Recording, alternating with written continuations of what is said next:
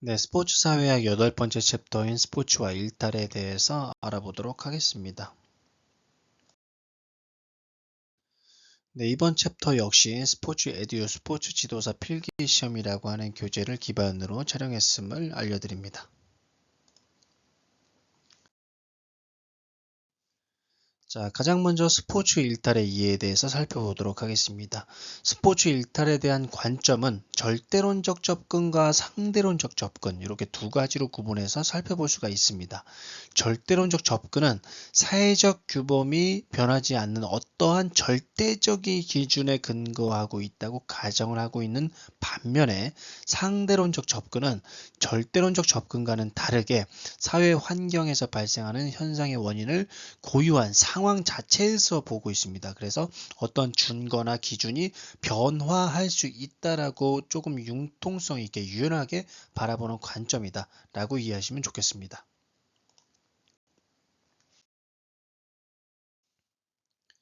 자, 다음으로 스포츠 일탈의 주요 이론에 대해서 살펴볼 텐데요. 우리 그 첫 번째 챕터에서 배웠던 스포츠 사회학 이론에서 우리 구조기능주의적 관점과 갈등 이론적 관점, 상징적 상호작용론적 관점에 대해서 여러분들 모두 다 학습해 본 것으로 알고 있습니다. 자, 그렇다고 하면은 여기서는 스포츠 일탈을 바라보는 관점이 거시적이냐, 미시적이냐에 따라서 거시적 관점인 구조기능, 그리고 갈등 이론, 그리고 미시적 관점인 상징적 상호작용 이론 이렇게 구분할 수가 있겠고요. 그리고 그 거시적 관점에서 스포츠 일탈을 그래도 긍정적인 측면에서 바라보려고 노력을 했던 것이 구조기능주의적 관점이고요. 부정적인 측면에서 바라본 것이 갈등 이론이다 라고 이해하시면 좋을 것 같습니다. 구조기능주의적 관점에서는 스포츠 일탈 자체가 나쁜 것도 물론 있겠지만 이것이 우리 사회를 운영하는 데 있어서 하나의 역할을 한다라고 보는 그 어떤 가능성이라든지 가치를 좀 부여하려는 노력을 많이 했습니다. 이런 쪽으로 해석을 많이 하고 있고요. 반대로 갈등 이론적 관점에서는 스포츠 일탈 자체를 굉장히 부정적으로 바라보고 있음과 동시에 스포츠에서 나타나는 여러 가지 현상들을 조금 이렇게 부정적으로 봄과 동시에 스포츠를 조금 이렇게 부정적으로 좀 이렇게 그 자체를 부정적으로 보는 관점이다라고 이해할 수 있겠습니다.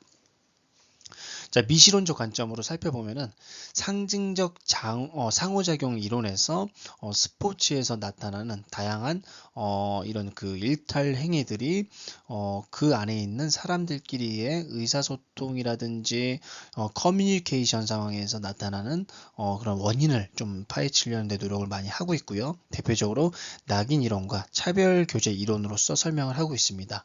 낙인 이론에서는 사회 구성원들에게 일탈자로 낙인이 이미 찍혀 있기 때문에 계속적으로 일탈 행위를 한다는 이론이고요. 두 번째로 차별 교제 이론은 문제를 일으키는 집단과의 교류를 통해서 일탈적 행위를 학습할 수 있다는 이론입니다. 그래서 뭐 이런 얘기 들어봤죠? 우리 애는 원래 착했는데요. 친구들 잘못 사귀어서 그래요. 이제 이런 경우 이제 우스갯소리로 얘기 많이 하는데요. 그것이 바로 이제 그 친구들에게 이제 이런 것들을 이제 그 학습 받아서 이런 그 이제 일탈 행위를 한다라고 보는 관점이다라고 볼 수가 있겠습니다.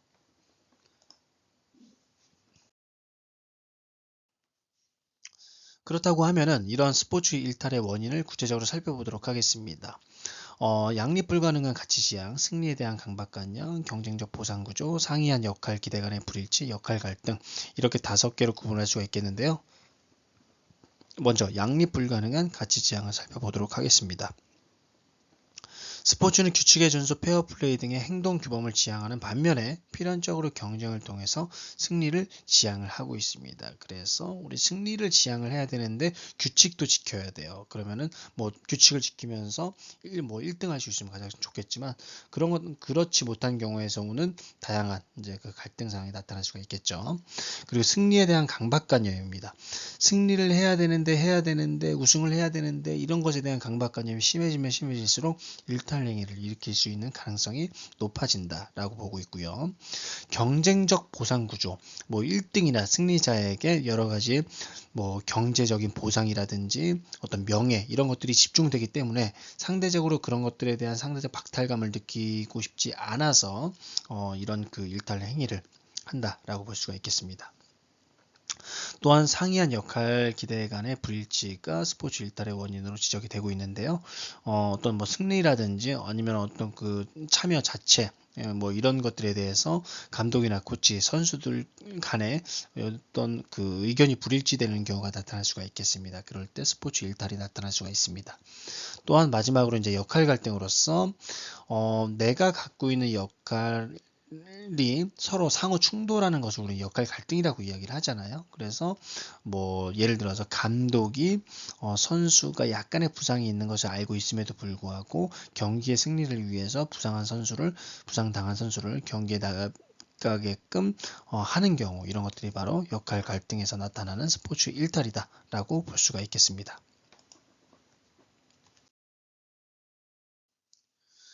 자, 스포츠 일탈의 종류는 과소동조와 과잉동조, 이렇게 크게 두 가지로 구분할 수가 있겠는데요.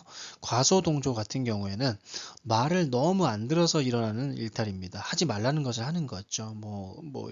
이제 뭐 승부조작이라든지 약물복용이라든지 폭력행위라든지 이런 것들이 바로 여기에 해당이 될 수가 있겠고, 과잉동조는 말을 너무 잘 들어서 생겨나는 것을 우리는 과잉동조다라고 이야기를 하고 있습니다.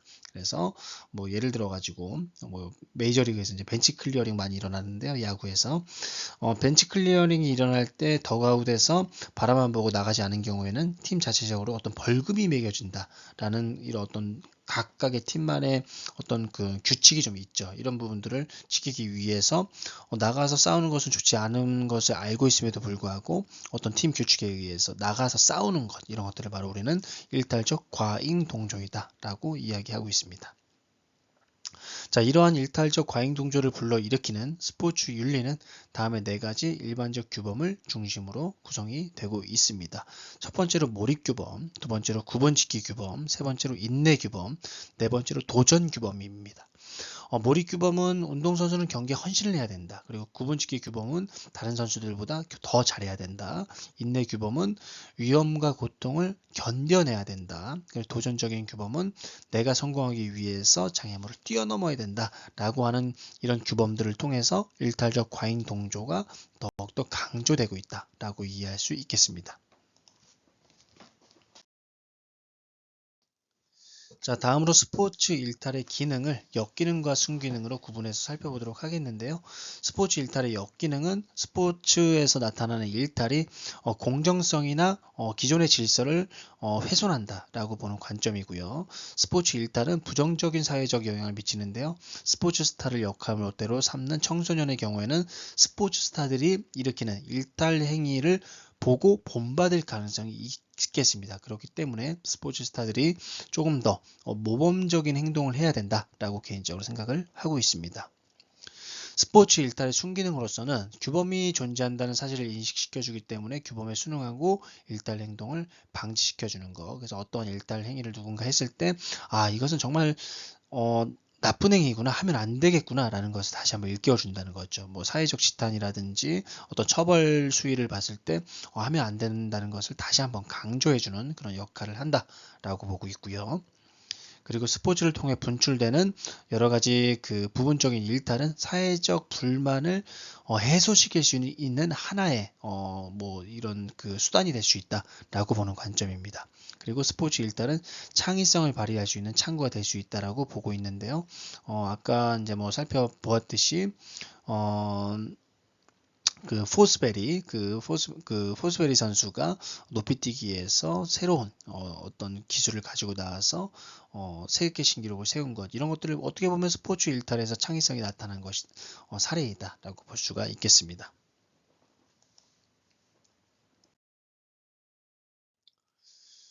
자, 다음으로 머튼의 아노미 이론에 대해서 살펴보도록 하겠습니다. 머튼의 아노미 이론은 대표적인 구조기능론주의자인데요. 구조기능론적 관점에서 사회적 상황을 중심으로 규범 위반과 같은 일탈 현상을 설명하고 일반적인 이론을 구체화하는 데 목적을 두고 있습니다. 그래서 가장 중요한 게 목적과 수단을 받아들이느냐 아니면 거부하느냐에 따라서 다양한 형태로 그 결과가 나타날 수가 있겠는데요.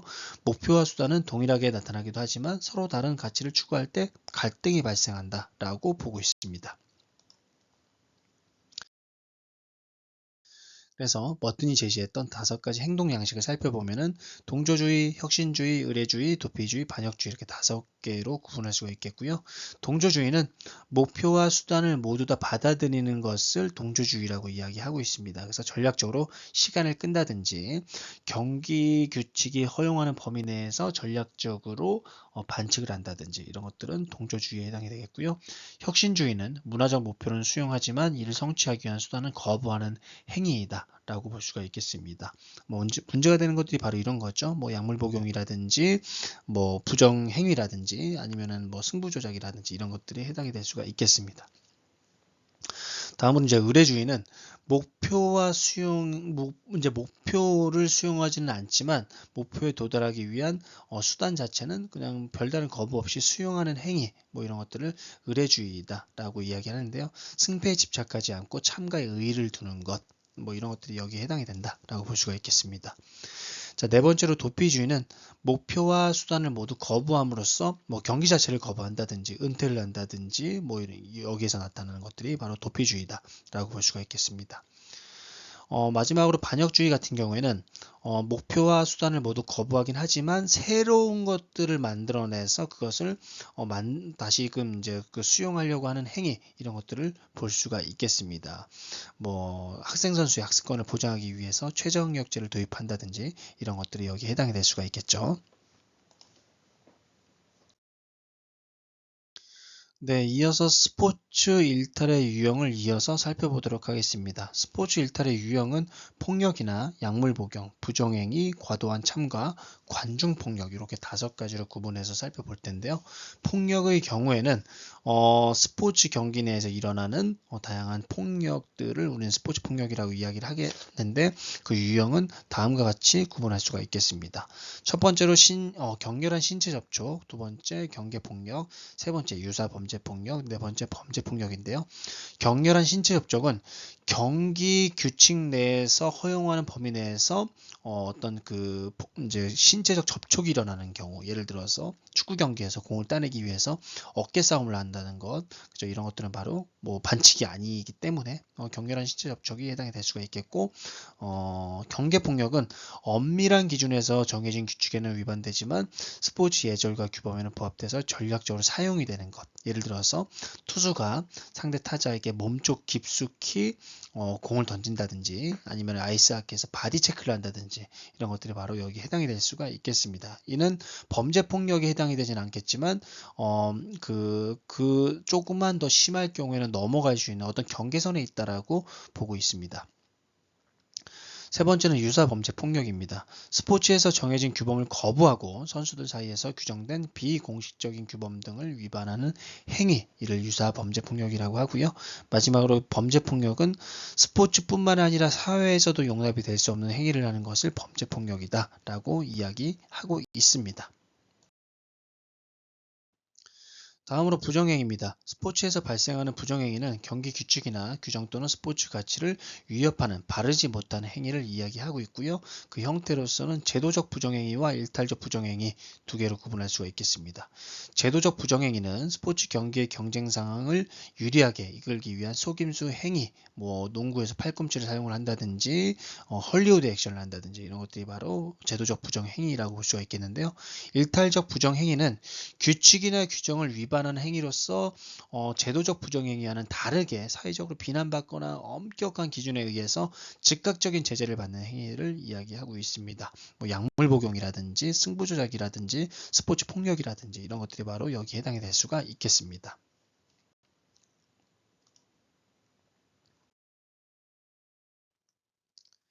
자, 다음으로 과도한 참가가 나타날 수가 있겠습니다.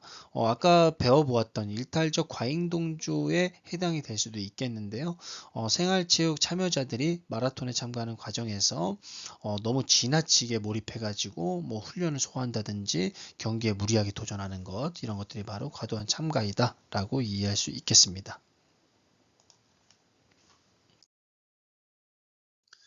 자, 마지막으로 관중폭력입니다. 스포츠를 관람하는 사람들이 경기에 대한 과도한 몰입이나 집착 등으로 인해서 공격적 성향을 표출하는 행동을 관중폭력이다 라고 이야기하고 있습니다. 이것은 이제 관중폭력을 설명하는 이론들은 다양하게 나타나고 있는데요. 전염이론이나 수렴이론, 규범생성이론이나 부가가치이론 이렇게 구분을 할 수가 있겠습니다. 전염이론은 인간은 혼자 있을 때 이성적인 사고가 가능한 합리적인 존재라고 할지라도 다른 사람에 의해서 영향을 받아서 따라하게 된다라고 하는 것이 바로 전염이론이다라고 보고 있고요. 수렴이론은 평상시에는 이제 어떤 공격적인 성향이나 이런 부분들을 잘 감추고 있지만 경기장에 들어오게 되면은 나도 모르게 이런 공격적인 성향이 분출되는 것, 이런 것들이 바로 수렴이론이다라고 이야기하고 있습니다.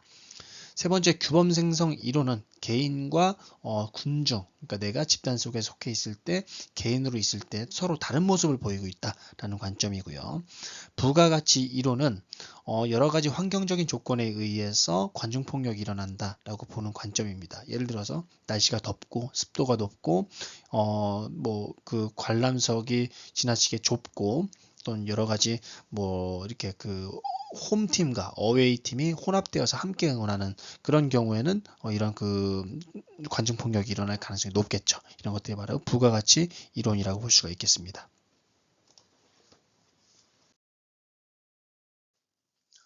다음으로 블루머가 얘기했던 군중의 유형에 대해서 살펴보도록 하겠습니다. 자, 군중은 우연적 군중과 인습적 군중, 표출적 군중, 행동적 군중 이렇게 구분이 될 수 있겠는데요. 이런 부분들은 각각으로서 기능을 하는 것이 아니라 이런 것들이 동시다발적으로 이제 일어날 수 있는 두 가지나 세 가지가 동시에 일어날 수 있는 것들이다라고 여러분들이 잘 이해하시면 될 것 같아요. 우연적 군중은 지나가다가 우연히 이렇게 그 스포츠 단합된 행동을 보이는 그런 것들을 바로 이제 우연적 군중이라고 이야기를 하고요. 인습적 군중은 일정한 패턴이 있는 행동이 존재하는 군중을 이야기하고 있습니다. 어떠한 목적을 명확하게 가지고 있죠. 표출적 군중은 그냥 신체적 행동을 표출하는 것 자체가 목적인 군중을 이야기하고요. 행동적 군중은 공격성이 폭발해가지고 집단적으로 다른 사람이나 재산상 피해를 주는 그런 것들을 바로 행동적 군중이다 라고 이해할 수 있겠습니다.